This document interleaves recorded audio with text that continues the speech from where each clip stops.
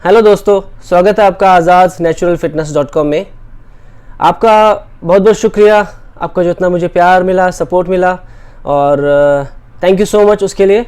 और मैं आपको और भी ऐसी अच्छी इन्फॉर्मेशंस, यूज़फुल इन्फॉर्मेशंस देता रहूँगा जिससे आपको काफ़ी फ़ायदा मिले। आप इन्हें अपने लाइफ में डेली एक्टिविटीज़ में अपनाएं और डेफिनेटली आपके लिए बहुत ही बेनिफिशियल होंगी। आज का जो हमारा टॉपिक है वो है फ्लेक्सिबिलिटी के ऊपर। फ्लेक्सिबिलिटी एक बहुत अहम किरदार रोल अदा करता है हमारी ओवरऑल बॉडी में, बिकॉज़ ये होना बहुत ज़रूरी है। हम कोई भी एक्सरसाइज कर सकते हैं, कोई भी स्पोर्ट्स खेलते हैं हम, चाहे हम बात करें जो आउटडोर स्पोर्ट्स है, इंडोर स्पोर्ट्स है, या फिर हम बात करें हमारी जो वेट ट्रेनिंग होती है, रेसिस्टेंट ट्रेनिंग जिसे हम कहते हैं, सभी में ही फ्लेक्सिबिलिटी का एक अहम किरदार है। सो फ्लेक्सिबिलिटी बहुत ज़्यादा ज़रूरी है, बहुत इंपॉर्टेंट है हमारी लाइफ में। हमारी जो डेली की रोज़मर्रा की जो एक्टिविटीज़ है उसको कवर करने के लिए, उनको पूरा करने के लिए ये बहुत ज़रूरी है। देखिए, फ्लेक्सिबिलिटी को हम एक्सप्लेन कर सकते हैं जैसे हमारे बॉडी के जॉइंट्स होते हैं, या फिर मसल लिगामेंट्स होते हैं, या फिर सॉफ्ट टिश्यूज़ होते हैं जो हमारी बॉडी के अंदर, उनका जो एक मोशन होता है, जो रेंज ऑफ मोशन, उसको और ज़्यादा डेवलप करना ही ज़्यादा फ्लेक्सिबिलिटी की ओर बढ़ाता है हमें। तो हम फ्लेक्सिबिलिटी को सिंपल भाषा में कह सकते हैं कि हमारा जो जॉइंट्स का एक मोशन, जॉइंट्स का रेंज ऑफ मोशन, जो जॉइंट्स जिस तरह से मूव करते हैं उसी को हम फ्लेक्सिबिलिटी कहते हैं। अगर हम दूसरी भाषा में इसे कहना चाहें तो फ्लेक्सिबिलिटी को हम कह सकते हैं जो हमारी बॉडी का जो लचीलापन होता है, जो हमारे जॉइंट्स के थ्रू हम बेंड करके या फिर मूवमेंट में डाल के या फिर मोशन में डाल के हम हासिल करते हैं, उसे ही फ्लेक्सिबिलिटी कह सकते हैं। अब बात करते हैं फ्लेक्सिबिलिटी कितनी होनी चाहिए, क्या होनी चाहिए। देखिए, फ्लेक्सिबिलिटी को मैं आपको बता सकता हूँ, फ्लेक्सिबिलिटी बहुत ज़्यादा ज़रूरी है। तो अब हमें क्या करना चाहिए फ्लेक्सिबिलिटी को, अगर हम कहें कि जो भी हमारे डेली के जो काम होते हैं उनको हम कवर अप करना, उसको पूरा करने के लिए जो हमें नेचुरल जो हमारी बॉडी का मोमेंटम होना चाहिए, उससे ही हम आइडिया लगा सकते हैं कि ये आदमी फ्लेक्सिबल है, स्टेबल इनफ है या नहीं है। फ्लेक्सिबिलिटी को अगर हम बात करें, देखिए जैसे मैंने बताया, रेसिस्टेंट ट्रेनिंग जो वेट ट्रेनिंग होता है उसमें ये बहुत ज़्यादा मीन्स तकलीफ़दायक होता है। अगर आप ज़्यादा वेट ट्रेनिंग करेंगे, रेसिस्टेंट ट्रेनिंग करेंगे हैवी वेट्स के साथ, तो आपकी फ्लेक्सिबिलिटी वो धीरे धीरे कम होती जाएगी। अगर रेसिस्टेंट ट्रेनिंग में वेट्स जब लेते हैं, अगर उससे आप पूरा रेंज ऑफ मोशन करते हैं लाइट वेट से, तो हम फ्लेक्सिबिलिटी को थोड़ा इंक्रीज़ भी कर सकते हैं। बहरहाल मोस्टली ऐसा नहीं होता है, लोग बाग हैवी वेट ही यूज़ करते हैं जिससे फ्लेक्सिबिलिटी धीरे धीरे कम होती जाती है। आपने बहुत देखा होगा जिम में लोग इस तरह से करके चलते हैं, या फिर जिनके हाथ एकदम कड़क रहते हैं, बैंड नहीं हो पाते पूरे ढंग से, हाथ पीछे नहीं हो पाते, आगे पीछे नहीं कर सकते, अपने कपड़े नहीं निकाल सकते वो, और मूवमेंट उनका शोल्डर झुका हुआ रहता है। ये कैसी तरह की जो उनमें एक अलग सा, जैसे हम नोटिस कर सकते हैं भाई ये बंदा एक्सरसाइज कर रहा है, ये पता लग जाता है कि देखो ये किस तरह से एक्सरसाइज कर रहा है। ये एक्चुअली में सही नहीं है। जो हमारी जो बॉडी की जो नेचुरल पोजीशंस थी उसे हमने खो दिए। जैसे हम देखें, हमारे जो हैंड्स है, हमारे हैंड्स हमेशा इस तरह ही रहने चाहिए। ये हमारे हैंड्स जो है वो कभी भी इनवर्ड नहीं रहने चाहिए, वो हमेशा आउटवर्ड ही रहने चाहिए। पर जो लोग एक्सरसाइज ज़्यादा करते हैं वो धीरे धीरे इस तरह से हो जाते हैं, और उनका एक शेप बॉडी का एक अलग ही तरह से हो जाता है। तो हम रोक सकते हैं फ्लेक्सिबिलिटी या स्ट्रेचिंग एक्सरसाइज करके। देखिए, स्ट्रेचिंग एक्सरसाइज है, उसको अगर हम बात करें, कुछ चीज़ें हैं जो हमें फॉलो करनी होती है। आपका जॉइंट कौन सा है, ठीक है, जैसे हमारा नी जॉइंट है, सेम हमारा वो एल्बो जॉइंट की तरह नहीं है, या हमारे शोल्डर जॉइंट की तरह नहीं है वो, या हमारा रिस्ट जॉइंट की तरह नहीं है।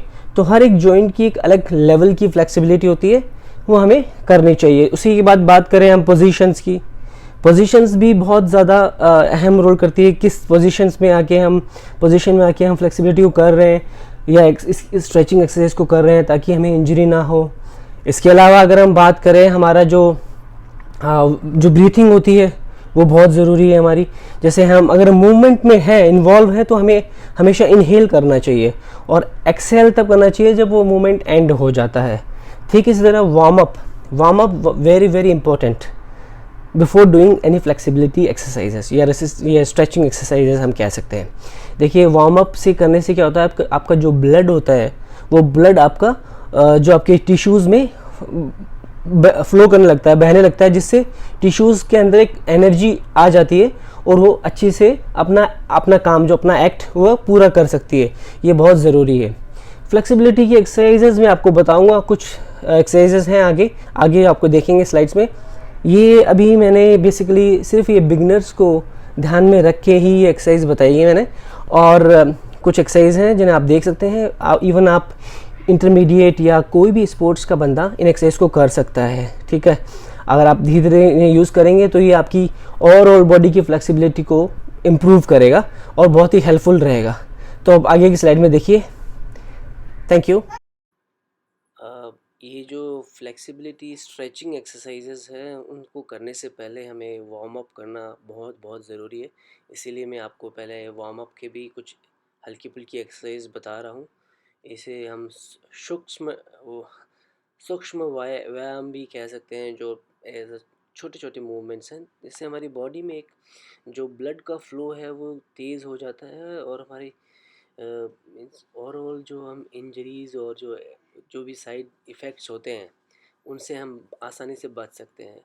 इसमें काफ़ी तरह से मैंने जो वार्म अप में एक्टिविटीज़ डाली हैं, जो जो अलग अलग तरह के हैं, जो हमें इजीली डुएबल है, जो हम कर सकते हैं। और ये हमें ऑटोमेटिक हमारी बॉडी को एक चार्ज अप, एक तरह से हमारी बॉडी को चार्ज अप कर देता है।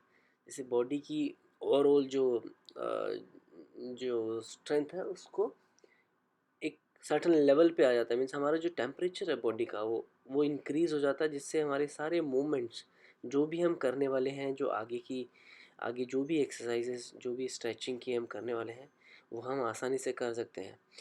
देखिए, मैं आपको कहना चाहूँगा, वार्म अप है सारी एक्सरसाइजों में, चाहे कोई भी एक्सरसाइज हो, हमें वार्म अप हमेशा करना चाहिए। हमें इसे कभी नहीं अवॉइड करना चाहिए। ये बहुत ही लाभदायक है, बहुत ही हेल्पफुल है। हर एक्सरसाइज में, चाहे कोई भी एक्टिविटी ले लीजिए आप स्पोर्ट्स की, वार्म अप उसमें बहुत ज़रूरी है। तो इस बात का आप ख़ास ख्याल करें और वार्म अप को हमेशा हमेशा अपने प्रोग्राम में, अपने वर्कआउट प्रोग्राम में या फिर स्केड्यूल में, जैसे भी आपका रूटीन हो, उसमें आप हमेशा इसे डालें। ये बहुत बहुत ज़रूरी है। देखिए, मैं बताना चाहता हूँ, स्ट्रेचिंग जो एक्सरसाइज जो व्यक्ति कर सकता है, जिसको कोई तरह से जॉइंट पेन ना हो, बैक पेन ना हो, सामान्य व्यक्ति इन सभी मूवमेंट्स को स्ट्रेचिंग के आसानी से कर सकता है। इसलिए मैंने बड़े सिंपल और सरल मूवमेंट्स डाले हैं अभी तक, और ये मोस्टली ये बिगनर को ही मैंने टारगेट करके बनाया गया है। देखिए, जो फर्स्ट स्ट्रेचिंग है, ये अपर स्ट्रेच, इसे वैसे ताड़ासन भी कहा जाता है। इसमें आपको अपने पंजों पे होना होता है और हाथों को सर के ऊपर से लेते हुए फुल स्ट्रेच देना है। कुछ सेकंड्स तक होल्ड करना है, ऊपर होल्ड करें, उसके बाद फिर नीचे आएँ। ठीक है, इसी तरह से आप इसे 3 से 5 बार, जैसे मैंने बताया, आप इसे स्टार्ट कर सकते हैं और आपको होल्ड कर सकते हैं जितने देर करके, फिर रिलैक्स। ठीक, इसका एक एक सिंपल इसमें एक वेरिएशन है, जिसमें अपना जो आपका पाम है आपको खुला रखना है, उससे भी आप सीधा स्ट्रेच करके और इसको अपर स्ट्रेच को कर सकते हैं। ठीक है, जिस तरह से देखिए मैंने बताया, पंजों पे ही रहना है हमें जैसे हम स्ट्रेच करेंगे। ये जो दूसरा स्ट्रेच है, ये शोल्डर स्ट्रेच कह सकते हैं इसे। ये शोल्डर के लिए, बेसिकली शोल्डर हमारा बहुत ही इसके जो भी लिंगामेंट्स हैं, जो बहुत ही सेंसिटिव होते हैं, थोड़े से गलत तरीके से एक्सरसाइज से काफ़ी फ्रोजन शोल्डर और शोल्डर के मूवमेंट में प्रॉब्लम हो सकती है। इसलिए हमें ये बहुत ज़रूरी करनी होती है। बेसिकली जो स्ट्रेचिंग एक्सरसाइज है, आप अपने रूटीन जो रेसिस्टेंट ट्रेनिंग के बाद में आप इन्हें एडअप करें। ठीक है, ये बहुत ही हेल्पफुल रहती हैं आपकी ओवरऑल बॉडी की जो शेप को एक सही तरह से डेवलप करने के लिए, ओवरऑल बॉडी के लिए। ये आपकी लोअर बॉडी स्ट्रेच है। इसमें आपको अपने पैरों को स्ट्रेट रखना है और आगे की तरफ झुकना है। नी बेंड नहीं होनी चाहिए, नी भी स्ट्रेट रहनी चाहिए और आपको आगे झुकना है। टो टचिंग कर सकते हैं। जो ज़्यादा फ्लेक्सिबल है वो पंजे भी रख सकते हैं, पूरे हाथ, अपने हाथ पूरे ज़मीन पे टच कर सकते हैं। उससे ज़्यादा फ्लेक्सिबल है वो सर को नी पे टच भी कर सकते हैं। जो इसलिए मैंने नहीं बताया क्योंकि अभी हमें सिंपल रखना है, ताकि व्यक्ति इन्हें आसानी से अपना लें और इसे पूरी तरह से अपनी हैबिट में डालें। ये आपका रिस्ट स्ट्रेच है। रिस्ट स्ट्रेच में आपको अपनी कलाइयों को बहुत बहुत ज़रूरी है ये रिस्ट स्ट्रेच, क्योंकि कलाइयाँ से ही हम सारा काम करते हैं। पूरी दिन की एक्टिविटीज़, उठाना रखना, टेबल उठाना, कॉपी उठाना, अपनी किताबें, बुक्स या ऑफिस के सामान, घर के सामान, सारे काम इन्हीं से होता है। तो ये बहुत ज़रूरी है इनको स्ट्रेच करके और इनको मूवमेंट में लाकर इन्हें फ्लेक्सिबल बनाना, ताकि इनमें कोई तरह की इंजरी ना हो, कोई तरह की स्टिफनेस ना हो। ये जो एक्सरसाइज है ये बाइसेप्स स्ट्रेच है। इसे आप बाइसेप्स, इसमें अपने पंजों को, अपने फिस्ट को, मुट्ठियों को बंद करके आपको सीधा आपको आगे लाना है, जिस तरह दिखाया गया है। ये हल्का फुल्का स्ट्रेच बाइसेप्स को देना बहुत ज़रूरी है। जैसे क्या था, बाइसेप्स का जो डेवलपमेंट है वो आपका पूरा एल्बो से लेके पूरा ऊपर तक रहता है। इस तरह से हम अगर स्ट्रेच देंगे तो उससे जो इसका ब्लड फ्लो तेज़ होता है, और जो पूरा एक आप महसूस कर सकते हैं उस ब्लड को फ्लो होते हैं, और आपकी बाइसेप्स पंप अप हो जाती है। इसका वेरिएशन में एक ये भी है, इस तरह से आप स्ट्रेट हैंड करके स्ट्रेच करें फुल फुल फोर्स से, और फिर आपको उसको मूव करें, उसको राउंड करें। ये भी एक अच्छा हेल्पफुल स्ट्रेच है बाइसेप्स के लिए। ठीक है, आप इसे अपने डालें स्केड्यूल में।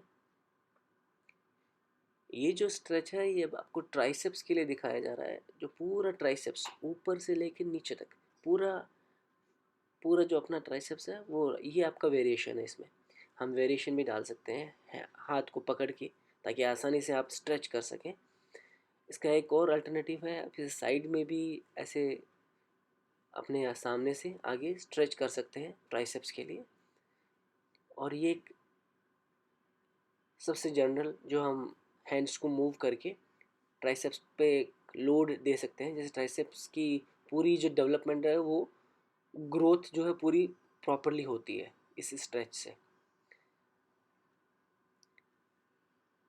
देखिए ये आपका ये अपर बैक स्ट्रेच है। इसमें आपको नी को हल्का सा बेंड करना है और आगे की तरफ झुकते हुए अपने हाथों को सीधा स्ट्रेच करके फुल स्ट्रेच करना है, फुल स्ट्रेच करके, और आपको इसे पूरा करना है। हल्के हल्के आप करेंगे, धीरे धीरे हैबिट में लाने से ये और अच्छी तरह से हो सकता है।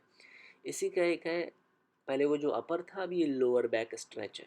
आपको पीछे की तरफ झुकना है, झुकना है पीछे की तरफ। आपको पैरों को स्ट्रेट रखना है जहाँ तक हो सके, बिल्कुल बेंड ना करें। हल्के से बेंड होते हैं नहीं, कोई दिक्कत नहीं है, आपको ट्राई करें ऐसे।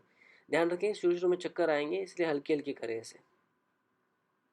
ये आपका सिंपल नेक स्ट्रेच है, जो गर्दन की जो स्टिफनेस है और जो उसकी मोबिलिटी है, जो मूवमेंट है, उसको स्मूथ रखने के लिए बहुत ही ज़रूरी है। आप धीरे धीरे इसे कर सकते हैं। बड़ा सिंपल सा स्टेप है ये, लेकिन काफ़ी फ़ायदेमंद है। यह आपकी काफ का स्ट्रेच है। जो आपकी काफ होती है, अपना जो पीछे का हिस्सा, ये बहुत ज़रूरी है इस काफ को स्ट्रेच करना। आप हल्का सा नी बेंड करके आगे की तरफ झुक के और दोनों पैरों से एक बार दोनों पैरों से एक साथ ऐसे कर सकते हैं स्ट्रेच। ये बहुत ही हेल्पफुल है लेग्स के लिए। ये आपका इनर थाई स्ट्रेच है, या फिर इसे आप बटरफ्लाई सिटिंग भी बोल सकते हैं। आपको पैरों को पास, दोनों पैरों को मिला के पंजों को और पास में खींचना होता है अपने, और खींच के हल्के से धीरे से बटरफ्लाई की तरह। ये आपकी, आपका जो पीछे का हिस्सा है, जो ग्लूट्स का, जो अपने कूल्हे का जो पीछे का हिस्सा है, उसे और अच्छे से इसमें एक मूवमेंट आता है, बहुत ज़रूरी है ये इसी का एक ऐसे एक वेरिएशन है जिसे हम लोटस सिटिंग बोलते हैं हम। ये भी हमें ट्राई करना चाहिए, बहुत ही हेल्पफुल है ये। कोर को स्ट्रेट कर देता है ये, फुल बैक। ये आप अपना नी का स्ट्रेच है। नी का स्ट्रेच बहुत ज़रूरी है। सारी बॉडी का वेट हमारी नीज पे ही होता है मोस्टली। नी को हमें रिलैक्स स्ट्रेच करके थोड़ा स्ट्रॉन्ग बनाना चाहिए, ताकि ये इसकी जो स्ट्रेंथ है वो डेवलप हो सके और ज़्यादा से ज़्यादा, ताकि हम अच्छी एक स्क्वाट लगा सकें, प्रॉपरली एक्सरसाइज कर सकें।